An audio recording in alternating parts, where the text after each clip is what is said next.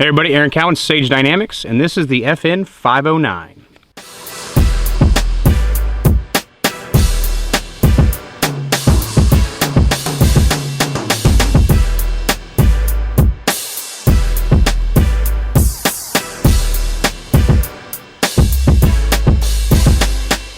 I can't remember a time in recent history where a handgun created more buzz and more arguments before it had actually hit the market than the 509. FN announced the 509 officially at NRA. First time I saw it was SHOT Show 2017, this year. I was able to sign an NDA to get a first look at it. I wasn't able to shoot it. I was just able to take a look and give my initial impressions.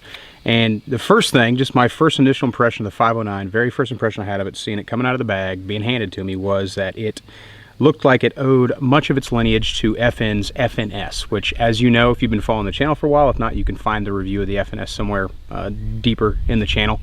I was a huge fan, still am a huge fan of the FNS. So I was initially very excited about the 509. It was something I definitely wanted to get my hands on. I wanted to check out, and I wouldn't say I didn't lose any sleep over it, but it was definitely something that was on my mind from day to day, kind of counting down the days until I was actually able to get one. Well, the day finally came. I was able to take possession of a 509 and begin the review process. If you're not familiar, my review process is pretty straightforward. I usually do a minimum of 2,000 rounds through the firearm, including a 500 round at a time torture test, and then check on durability and explain, features I like, features I don't like. Try to really wear the gun in. I can't accelerate the life cycle too much, just because the cost incurred and the time incurred to fire 20,000 rounds through a handgun is a little unrealistic. It's not exactly in my budget, but I do try to put the firearm through the most realistic or accelerated life cycle tests that I can during the review process. And of course, the 509 was going to be no different. As far as features go, the 509 is a very exciting handgun. And some of you may immediately disagree, eyebrow may go off, somebody may have just slammed their laptop in anger, and that's fine. What I mean is the fact that it's giving us things that we've always asked for, but we've just gotten spoiled with the idea that we can just send our slide in or do it ourselves with a soldering iron. It gives us features that people have been asking for, OEM, from the manufacturer. Again, FN's not unique in the fact that they're offering those features, but there are some very unique subtleties that you're getting from the 509 that isn't offered by a lot of your other, I'd say, popular handgun choices. There are some that offer them, and there are some that don't. But what it's telling me, the fact that these features are offered on this gun, is the fact that FN is listening to what people want. I know when it came to the 509's development, not only was it 1 million rounds fired during the testing process for the 509 through name changes and slight tweaks and feature changes and things like that, but they also brought in a lot of industry experts. And I say industry experts, I don't want to roll the eyes there. I mean guys that literally shoot for a living. Law enforcement, military, professional trainers, competition shooters, people who shoot. And those are the guys whose feedback you really want designing a gun, because an engineer may know how to make a gun work, but he doesn't necessarily use the gun to the same degree that someone who shoots for a living is going to. The features can be a little bit subtle. I've got front cocking serrations. I've got enhanced rear cocking serrations over what I'm used to from OEM offering from other gun companies.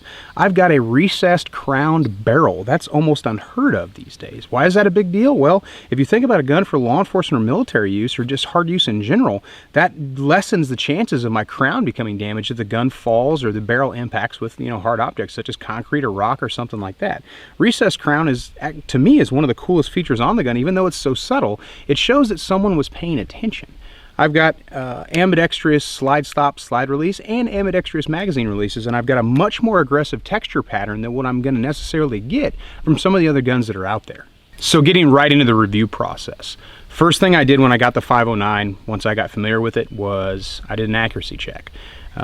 Speaking with one of the engineers at FN, they consider their gun zero for 15 meters. I shot it at 15 and 25 meters using two different types of ammo. These first two groups you're going to see are 124 grain prime and 147 grain gold dot.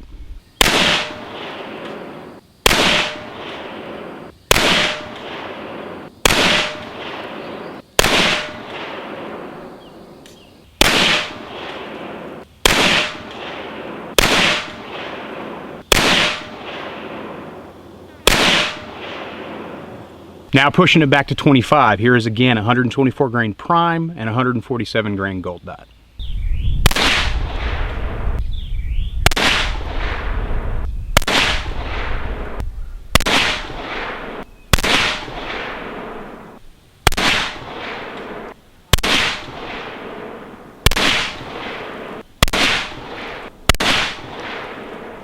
To me, that was very, very impressive out of the box OEM accuracy. Again, there's a very, very large discussion about aftermarket barrels and whether they're necessary, whether you need them, like can you actually outshoot your gun in order to go with a match grade barrel, but that's very, very acceptable from the factory accuracy. Again, this is a sample size of 1, but it does matter that the gun that I get can shoot accurately.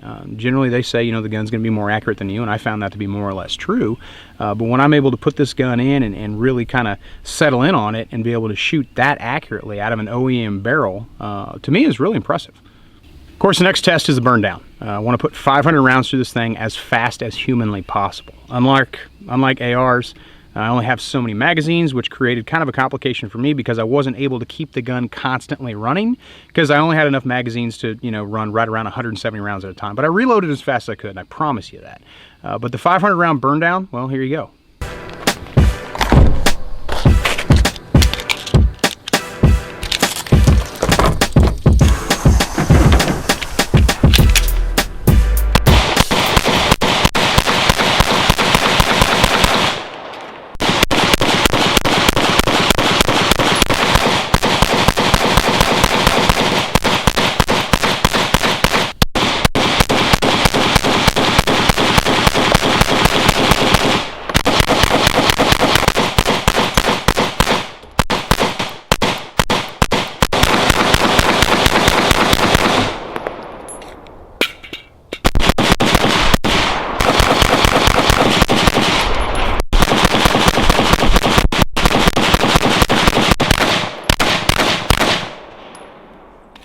Without hitch or hiccup, 500 rounds fired, the gun got pretty damn hot. But I didn't experience any malfunctions. No ammunition-related malfunctions, and more importantly, no firearm-related malfunctions.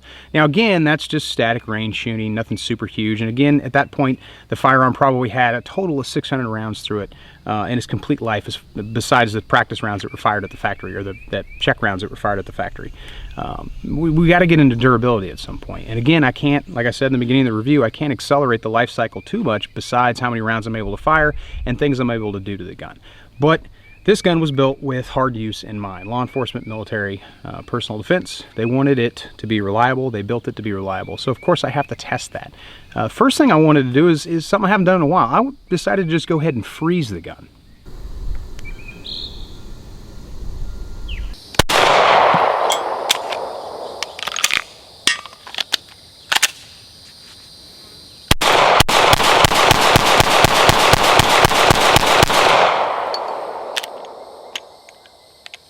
The only malfunction I experienced during the review process was the frozen gun. I believe it was magazine related. I can't quantifiably say that, but after a quick swap, the gun ran perfectly fine, and it did fire, crucially, that most important first round, but then they had a failure to feed on the second round that was in the magazine. I believe it's because I had a pretty significant chunk of ice in the magazine that was frozen as well, because I loaded the gun and chambered it before I froze it.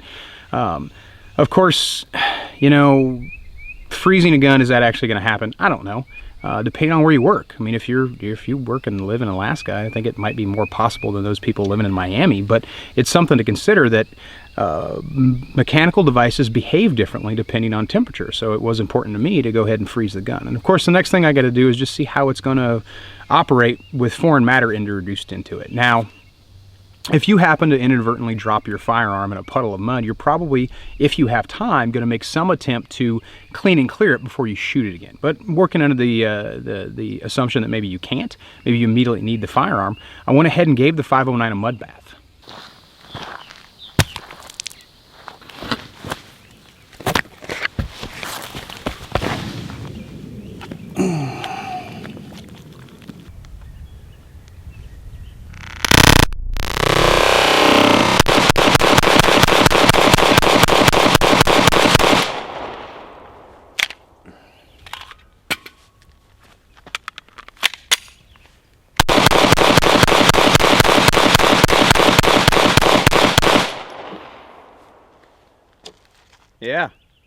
Yeah.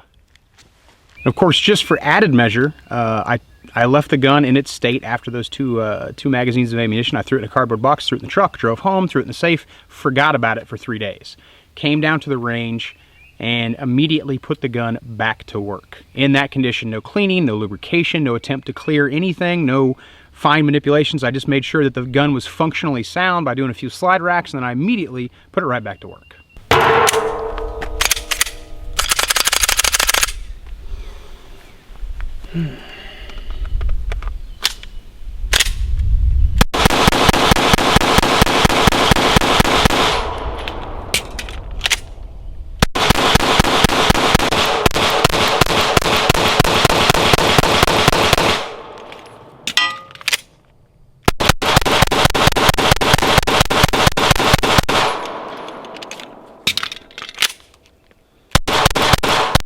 That gives me a lot of confidence in the reliability of the 509. Again, those are two, the freezing and then the mud bath are somewhat exaggerated, but entirely possible.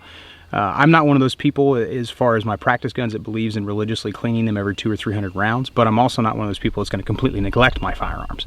I want to make sure that they're functionally sound. I tend to clean my carry guns far more often than I clean the guns that I teach classes with, or the guns that they're more a hobby gun. They don't ever actually serve any real world purpose outside of the range. But the 509 functions. And again, this is a sample size of one. You may buy one and do the exact same test and have something go wrong, like maybe the trigger won't return or something like that.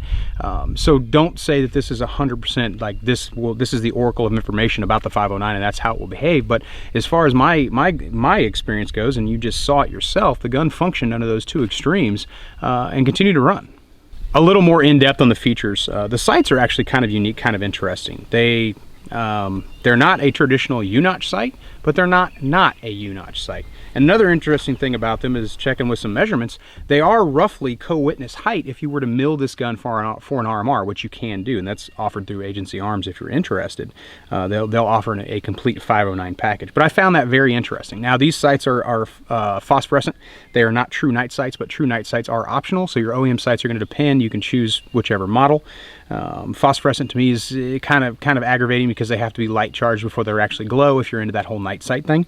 But if you want aftermarket sights, you can immediately get anything Sig Sauer number 8 is going to fit this gun. Ambidextrous slide release, which is very useful. Me being a left-handed pistol shooter, I still use the traditionally right-handed slide manipulation. One thing they have introduced is a bit of a guard in the frame, which helps those shooters who ride the gun higher than usual. It's going to keep you from riding the slide release to where your slide won't lock back on the last magazine. I know guys with much larger hands than me that have shot this and found that, like, hey, this is the first gun I think I've ever shot where the last round the slide locked back. I usually ride that release because of my size of my hands, because of my grip, and now I'm not having that problem. So I think that was a intuitive choice. Me personally, it aggravates me because of the way I hit my release. I'm not obviously a thumb release guy, even though with ambient controls I can use my thumb. I'm just so hardwired to use the digital tip of my trigger finger that does actually aggravate me into something I'm probably going to take down just a little bit. But for those shooters who use controls the traditional way, that's a great feature. The magazine release is also ambidextrous, and this is the only thing about the gun I can say definitively that I do not like. I know I don't like it because it's ambidextrous at the same time. One potential problem you may have with that is as you're pressing in, you may be pressing the other side of the magazine release into the palm or the finger of your hand, depending on your hand size, which will actually prevent you from pressing the release. Because if you hold hard enough, you can't move it at all. What I'd like to see them offer is a magazine release that is reversible for either side, dominant side, that you're going to release the magazine with, because that's still ambidextrous as far as I'm concerned, but the two at the same time is a little bit aggravating to me, and I'd have to say if there's one thing I don't like about the gun, that's definitely going to be it. Getting into the trigger. The trigger is a pretty big point of contention about any gun. Some people love triggers in certain guns and hate triggers in other guns and what have you. It is a striker fire double action hinge trigger, very reminiscent of this trigger that's on the FNS and very reminiscent of triggers offered by some other manufacturers. And some people don't like the hinge trigger. I personally don't care. I don't have a huge problem with the hinge trigger itself. I have a certain problem with the way hinge triggers are put in certain guns based on how they interact with the sear and the actual internal functioning. But the 509 trigger, one of the biggest complaints is it's heavy. You're looking at 5.5 to 7.5 pounds from the factory, kind of in that area. They make it heavy so it wears into an acceptable, what they consider a duty weight for a duty gun. And I get that. The trigger is heavy if you want to run the gun fast or if you've been spoiled on 4-pound triggers like I have. It is heavy to me, but it's not so heavy that I can't shoot the gun. It is not convulsively heavy. It's not a 12-pound double action revolver. it's still well within the rounds of what I consider duty weight for a trigger. If it's going for a law enforcement agency or military unit or what have you, like, that heavier weight is going to make your administrators a little bit more comfortable with guys that have varying degrees of experience or varying degrees of practice or varying degree of training carrying that gun and using that gun. So it's not that huge of an issue, and granted, once you put a couple thousand rounds through it, it's gonna break in at a slightly lower rate. And aftermarket options are coming from, I know Apex and Agency Arms both are working on triggers for this gun, so that'll be a non-issue. And like anybody who likes to tinker, if there is an aftermarket trigger for a gun, you're probably going to get it, just because the OEM trigger isn't going to have the same crispness and the same attention to detail as that function-built trigger will. Just like the FNS, you're looking at roughly what's generally considered a compact length gun, but you've got a full-size grip, which I actually kind of like. Besides that, it has metal 17 round magazines. I bring up metal specifically because I love metal magazines. If Glock came with metal magazines, I'd be the happiest person in the world. If all gun manufacturers produced metal magazines for their guns, I'd be super happy. I do not like polymer on polymer. Reason being, once you get a little grit or grime introduced onto the magazine body of a polymer body, the polymer just kind of grinds against itself, and it makes the magazines harder to drop free under adverse conditions. Metal magazines can have the same problem, but it takes a lot more grit and grime inside the grip of a gun for a metal magazine to have that problem. Metal magazines, depending on the manufacturer, can have a little bit more weight behind them, so they may kick out with a little more positive energy than, say, a polymer mag, especially if you've had framework done to a gun. There could be some contours or some dimensions changed, and the metal magazines, it's not really going to affect them, whereas a polymer magazine, you may actually have magazines that stick a little bit more because someone messed up your gun. So if you're going to have aftermarket framework done on the 509, choose accordingly, someone who really knows what they're doing, to include yourself. Hey, we can do stuff at home too, right? But I do like the size. It's a compact, so is that a big deal? Some people, they want that extra inch of barrel, and I get that. But for me, I carry, at this point, I'm now carrying a Glock 17 with a compensator on it as my everyday carry. That's a long gun. My body type allows me to conceal it. I would like to take this and put a compensator on it and carry that, or just carry it just like this once more aftermarket options become available. While I don't have a problem with the trigger, I'm not going to carry this thing until I can get about a pound out of it, because that's what I'm so used to. That intuitive 4 to 5 poundish pull range is where I want to be with my gun. But if someone has said you had to carry a bone stock gun for duty or for self-defense, I would take this over every other gun I own, every other gun I've shot, every other gun I've carried, hands down. Out of the box, the 509 gives me everything I need and a lot of the things that I want. The last thing worth mentioning is spring weight and how the gun feels, how it feels when it recoils. I bring that up because it does feel significantly different than other guns of the same size that I've fired. And I basically come to the conclusion that it is slightly oversprung, probably so the recoil spring guide rod lasts longer, and I get that. But you will notice I wouldn't say a more significant recoil pulse, but you will notice it is a little bit sharper than other 9mm in this same size. It doesn't take away from the controllability of the firearm if you have really good recoil management techniques, but it is something that you're definitely going to notice when you shoot it. It wouldn't stop me from buying it. Like I just said, if somebody told me I had to take a bone stock gun, this is the bone stock gun I would choose. So that's my review of the FN 509. If you're on the fence about it, get it, buy it, love it. I love it. And I'm strongly considering packaging this thing and carrying it as my everyday carry and my duty carry very soon. It's got a lot of great things that I love about it. I still need to wait for, you know, some aftermarket magazine extensions and things like that to be available, but even right now, like, I don't really have anything significant enough to say bad about this gun. And really the only thing I didn't like going back to it was that ambidextrous magazine release just aggravates me a little bit. And I'd like to see in the future them offer one that's just reversible as opposed to ambidextrous 100% of the time. And that's something that I'd definitely like to see. I'm Aaron Count with Sage Dynamics. Train accordingly.